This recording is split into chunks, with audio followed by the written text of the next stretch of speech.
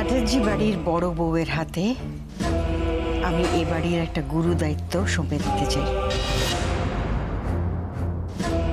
গুরু দায়িত্ব কি সেটা?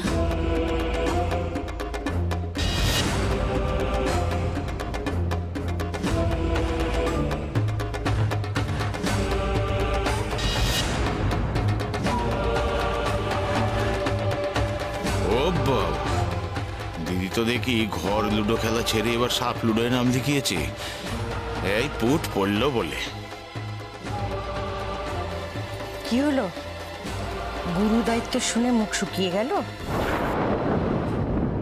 আমি জানি তো, আমি তোমায় যত কঠিন দায়িত্বই দিই না কেন, তুমি ঠিক সেটা ভালোভাবে পালন করতে পারবে। কারণ তুমি আজ সকলের সামনে নিজেকে এই চ্যাটার্জি বাড়ির বড় বউ হিসেবে প্রমাণ করে দিয়েছ।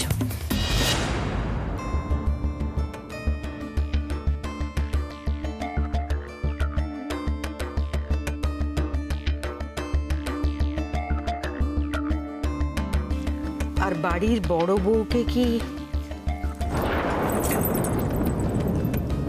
চাবি ছাড়া মানায়?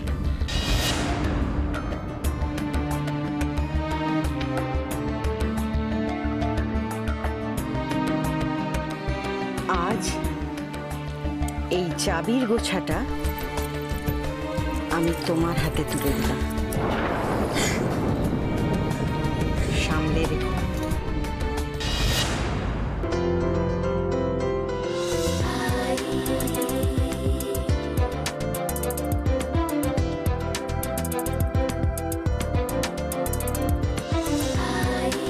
অঞ্জলির এত পরিবর্তন, এ তো নিজের চোখে দেখলেও বিশ্বাস করা যায় না। কি হলো, নাও ধরো।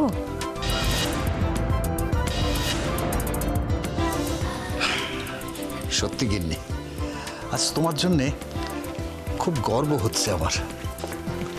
মানুষ চিনতে তুমি ভুল করনি, যোগ্য লোকের হাতে যোগ্য ভার সঁপে দিলে। আজ যে আমার কি আনন্দ হচ্ছে না, কি বলবো।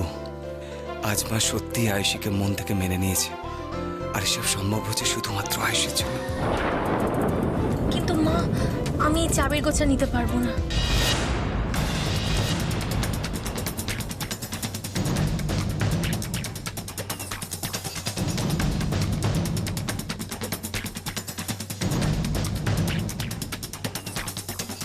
মা থাকতে কি কোনোদিন মেয়েকে মানায় চাবির ভার নেওয়া?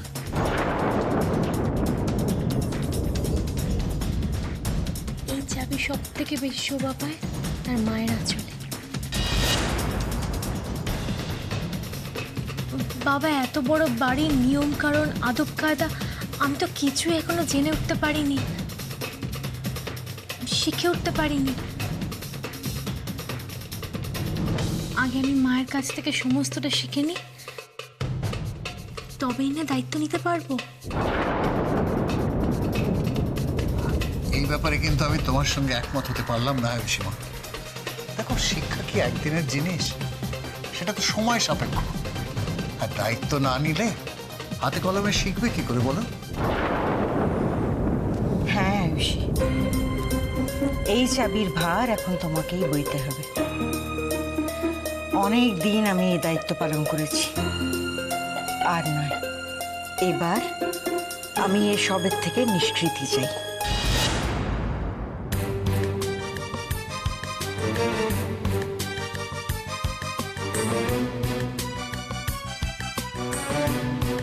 সত্যি পুত্রশোকে দিদি বোধহয় এবার নির্ঘাত কাশিবাসি হবে।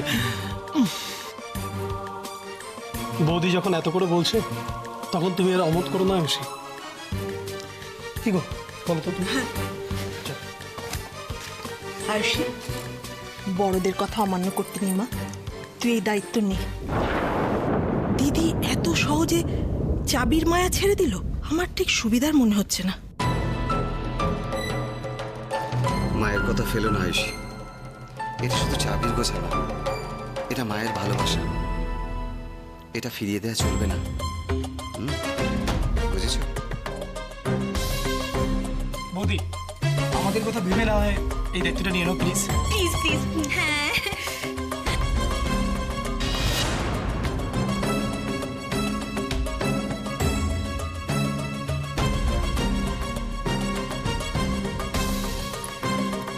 এটা তোমার পুরস্কার আয়ুষী, এটা তুমি ফিরিয়ে দিতে পারবে না। আমি বলছি তুমি এটা নাও।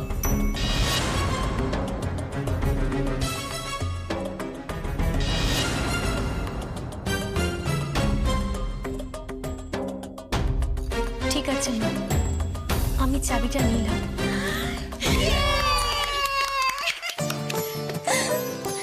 আপনি আমাকে আশীর্বাদ করুন মা, যেন আপনার দেওয়া পুরস্কারের মর্যাদা আমি রাখতে পারি।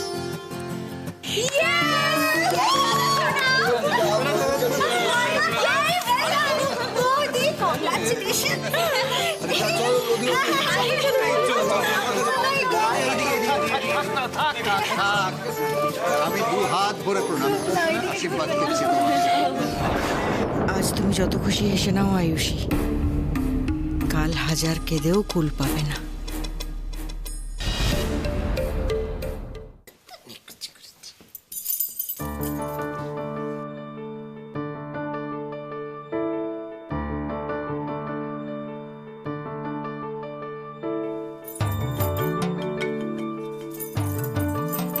বলে কি হচ্ছে কি?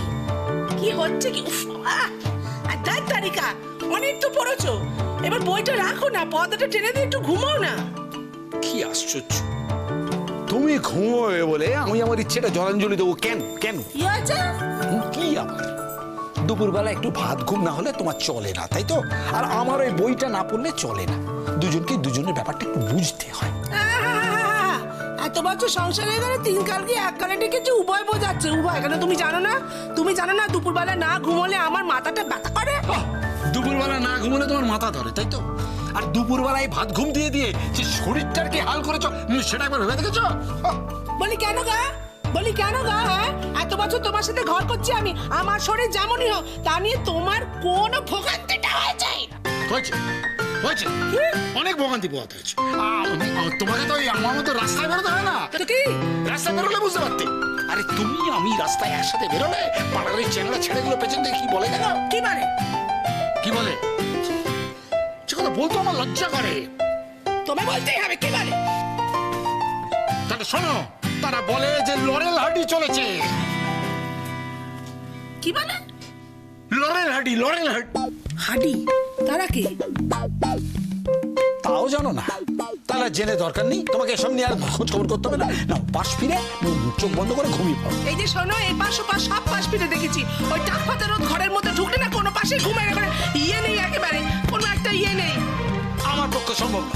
তোমার ঘুমের জন্য এই মাঝপথে বই পড়াটা ছেড়ে দেওয়া আমার পক্ষে সম্ভব না। তুমি কিরম স্বামী? কিরম স্বামী তুমি? কিরম স্বামী? সমস্ত স্বামীদের একটা ইয়ে হচ্ছে, তার বউকে আমি সবকিছু আগলে রাখবো। আমি একেবারে গরমে বর্ষা তার মাথায় ছাতা ধরবো, শীতকালে তার গায়ে আমি কাঁথা টেনে দেবো। আর তুমি, তোমার দিকে মনে হয় আমি গেলে তুমি বাঁচা।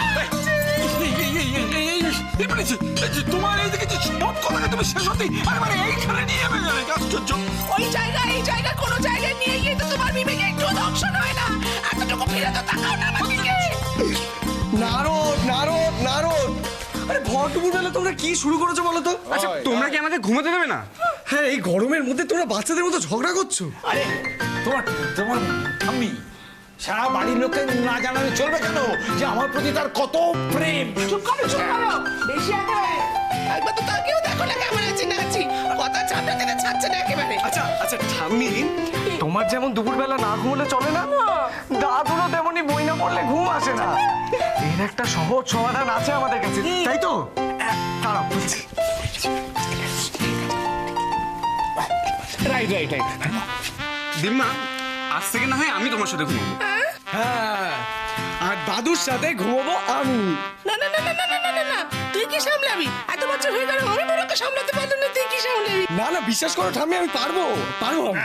দাদু ভাই, আমার এতে কোনো আপত্তি নেই। আমার মনে হয় এতে করে ঝামেলা কমবে, এতে আমাদের মধ্যেকার এই ঝামেলাটা একটু কমবে। একদম চুপ। উল্টো পাল্টা বকছে তখন থেকে কেন? উল্টো পাল্টা কথা বলবে না, আমি তোমাকে বারণ করে দিচ্ছি। কেন? না, এতে ঝামেলা কমবে না, এতে আমাদের ঝামেলা আরো বাড়বে। ওই জন্য এটা করা যাবে না। কেন? তুমি ওদের অত কথা জবাব দিতে পারো না, তুমি ওদের বলে দাও, বুঝতে পারছো না? এতে আমাদের অসুবিধা বেড়ে যাবে। আচ্ছা আচ্ছা আচ্ছা ঠিক আছে, এটা মানে ব্যাপারটা কি জানিস তো, মানে তাকে এই যে মানে বুড়ো বয়সে এই যে আমাদের মধ্যেকার এই যে ঝগড়াঝাটি, এই যে কথা কাটাকাটি, এই যে একের অপরকে অভিযোগ করা, এইসবের মধ্যে কি আছে বলো তো? এসবের মধ্যে আছে বুড়ো বয়সের প্রেম। ওই হলো, ওই হলো।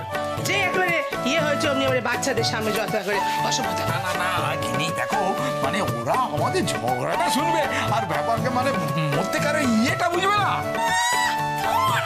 বুড়ো বয়সে ইয়ে বেড়েছে একেবারে। ইয়ে তো আছে, ইয়ে বাড়বে কেন? আমার কথা ইয়ে করে তো বাচ্চাদের শুনি তো আছে, আর কি আছে? ইয়েটা আছে, এটা আমি বলছি দাদুর ইয়ে বাড়ার পেছনেও যথেষ্ট কারণ আছে।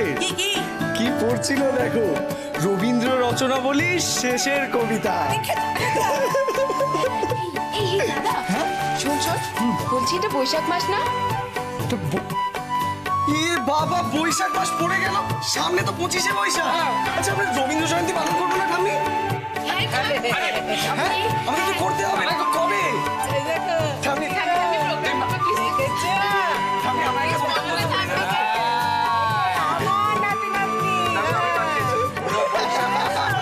পুরো বৈশাখ মাসটাই হচ্ছে আমাদের আমরা ছোট ছোট ব্যাপারেই যখন এত আনন্দ করি, তুই বড়দিন টাইমে বাদ যাবে কেন, তাই না? বাদ যাবে কেন? বাদ যাওয়ার কোনো প্রশ্নই নেই বৌদি। তাছাড়া প্রত্যেক বছর আমাদের বাড়িতে রবীন্দ্র জয়ন্তী পালন করা হয়। কি রে, আমাদের ঘর? বৌদি তুমি ভাবতে পারবে না, প্রত্যেক বছর একেবারে ছাত্রা চকচকে তকতকে করে রবীন্দ্রিক অ্যাম্বিয়েন্স ক্রিয়েট করে ফেলি। শুধু তাই না, আমরা নাচ গান আবৃত্তি, এই অনেক মনে আছে একবার তো আমরা নাটকও করেছিলাম। নাটক সে কি ফাটাফাটি নাটক বলে না? সে যা নাটক হয়েছিল, বুঝলে আয়ুষী, এরা সকলে পাঠ গুলিয়ে টুলিয়ে সে কেলেঙ্কারি অবস্থা। শেষকালে রবীন্দ্র রচনাবলী খুলে পাঠ পড়ে পড়ে বলল সবাই। ছি ছি অমনা, অঞ্জলি অঞ্জলি অঞ্জলি, ওদের এভাবে বলো না প্লিজ প্লিজ। ওদের স্পিরিটটাকে অ্যাপ্রিসিয়েট করো। দেখো আজকালকার দিনে ছেলেমেয়েরা ভ্যালেন্টাইন্স ডে পালন করে, কিন্তু সত্যি কথা বলো তো, কটি ছেলেমেয়ের মনে রবি ঠাকুরের জন্মদিনটা মনে থাকে? একদম ঠিক বলেছো বড় আম্মা। আমাদেরও কারোর মনে ছিল না, ওই যে আমার দি ভাই বলাতে আমাদের সবার মনে পড়লো। সে বৌদি যা বলেছে ঠিক আছে, কিন্তু রবি ঠাকুর আমাদের সবার মনের মধ্যে আছে।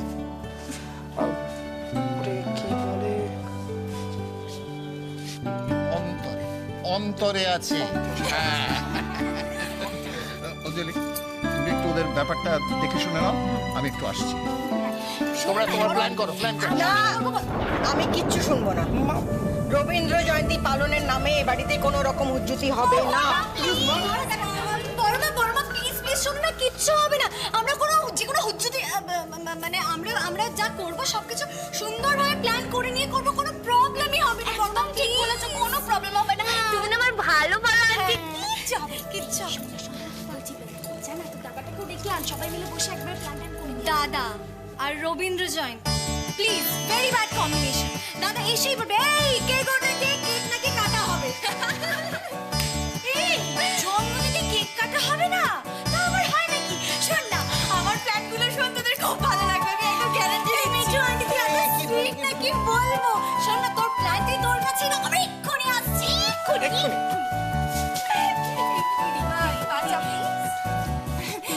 তুই একটা কিছু বের কর না মাথা থেকে, প্লিজ প্লিজ। আমি আমার কি বলছো, ওদিকে যাই প্ল্যান করো, আমি কি জানি না।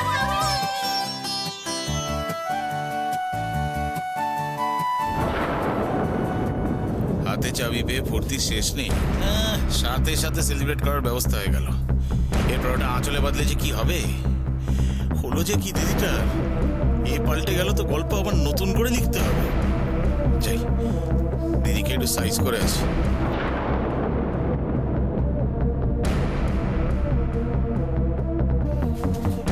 ঘরে চল, দিদি একটু কথা আছে।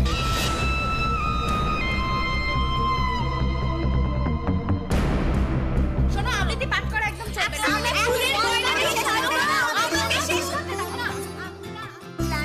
আমি নাচ করবো। রবির দায়িত্ব আমি দিচ্ছি সবাইকে, তুমি ফুল তুলবে, তুমি মালা গাঁথবে, আর আমি সেটা দিয়ে খুব ভালো আর আমরা কি করবো? আমরা কি করবো? ধুতি পাঞ্জাবি পরবি তোরা, শাড়ি পরবি, একজন গয়না দিয়ে এই না না শেরওয়ানি তো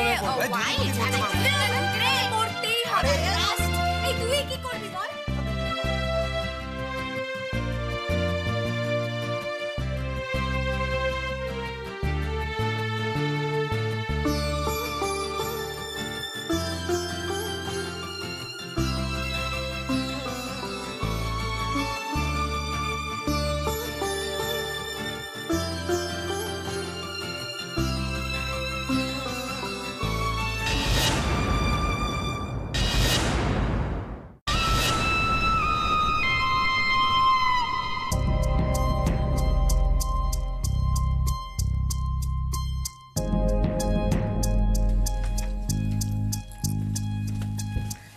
হ্যাঁ রে, বল কি বলবি? কি দেখছিস? আরে কি হলোটা কি? এই হাঁ করে কি দেখছিস রে? তুই আমার দিদি কিনা সেটাই দেখছি। হ্যাঁ রে, বল না, তোর কি ধর্মে কর্মে মতি আছে নাকি রে?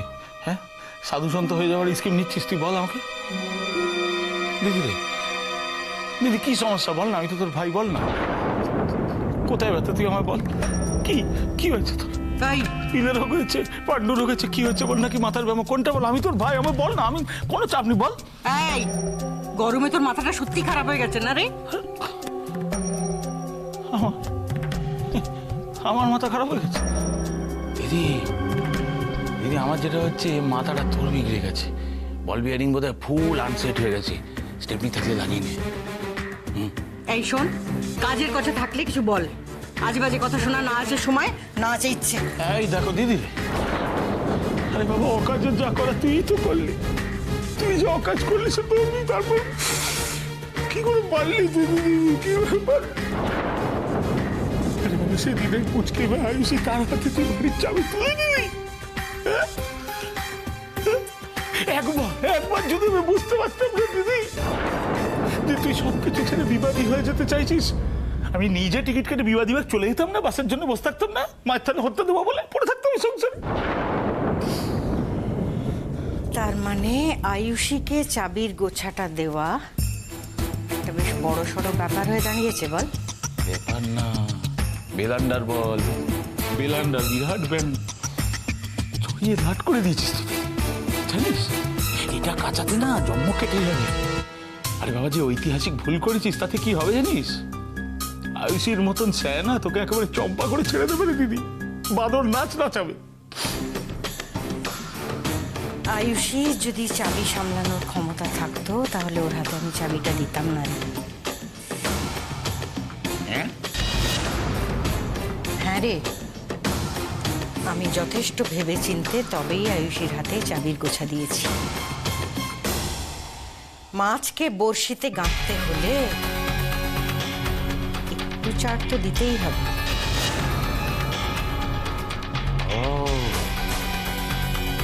বুঝেছি, তার মানে দিদি তোর চাবির গোছা আসলে চার। বাহ, क्या मान